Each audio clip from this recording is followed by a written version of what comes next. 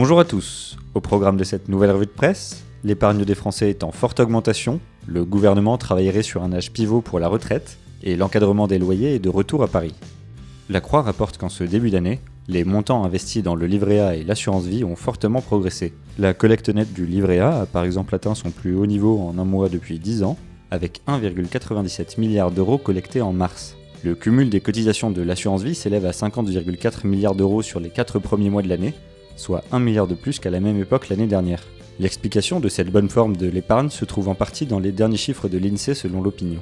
Sur le premier trimestre 2019, le pouvoir d'achat en France a augmenté de 0,9%, en partie grâce aux mesures prises par Emmanuel Macron pour enrayer la crise des gilets jaunes, comme l'augmentation et l'élargissement de la prime d'activité ou la défiscalisation totale des heures supplémentaires. Or, cette progression n'a pas vu une augmentation similaire des dépenses des ménages, qui se situe à 0,4%. Cela se traduit par un taux d'épargne en France à 15,3%, soit le niveau le plus haut depuis le troisième trimestre 2012. Après avoir promis de ne pas toucher à l'âge symbolique du départ à la retraite à 62 ans, le gouvernement serait en train de préparer un système incitant les contribuables à partir plus tard à la retraite dans le cadre de la future réforme.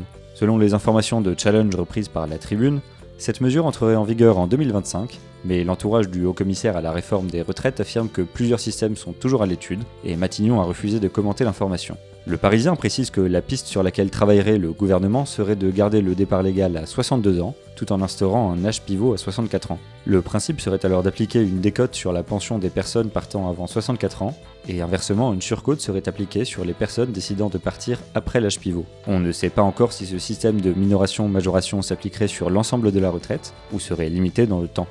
Après avoir été annulé fin 2017, l'encadrement des loyers sera de nouveau appliqué à Paris. Le Revenu explique que cette mesure s'appliquera à tous les nouveaux baux signés à partir du 1er juillet 2019.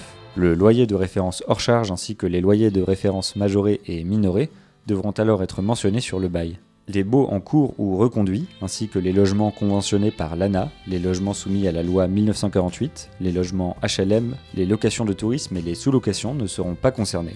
S'il n'applique pas cette nouvelle mesure, le bailleur s'expose à une amende de 5 000 € si c'est un particulier et 15 000 € si c'est une personne morale. Le Figaro modère cette mauvaise nouvelle pour les propriétaires en reprenant une étude de l'Observatoire des loyers de l'agglomération parisienne, selon laquelle malgré l'annulation de l'encadrement des loyers à Paris en 2018, les prix n'ont pas flambé. Sur l'année dernière, ils ont progressé de 1,4% dans la capitale, alors que l'inflation se situait à 1,8% en moyenne sur la même période.